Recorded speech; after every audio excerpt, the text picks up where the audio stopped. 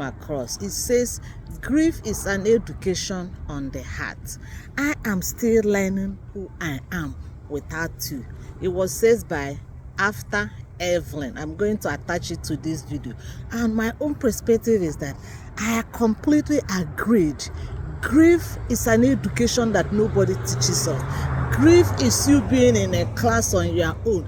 Grief is you being doing that homework on your own. And where does all those things happen? It happens inside. Grief is an education that you struggle inside you, trying to figure out, how can I navigate this journey? Who am I going to be without this person that I lost? Grief is an education, and I believe that if we can start talking about grief, or even just have a grief education 101, like the basic understanding of grief, that people will be more open to their grief when they find themselves in the situation. Because to be honest with us, we all know that grief is difficult, grief is messy, grief is whatever kind of feeling that you don't know how to express.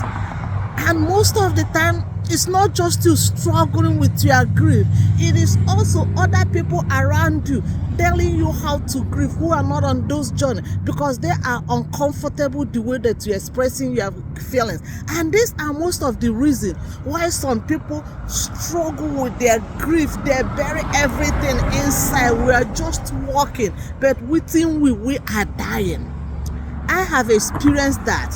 When I lost my brother, the only one was able to grieve for him was to internalize the pain. I was dying inside because I did not know what to do. I don't want to face with judgment. I don't want people to push me around and say, oh, you're doing this too much. Does this still happen? Yes. But when I lost my husband, that's when I opened my heart and say, what can I do to help myself? Even as I'm aware of grief, I'm in my control of my grief with the death of my husband, with the death of my son. I still struggle with my son's death, but that's okay. But I know that one day I am going to be at the place that I am now with the death of my husband. Not that it's okay. And that's why I decided to bring grief awareness.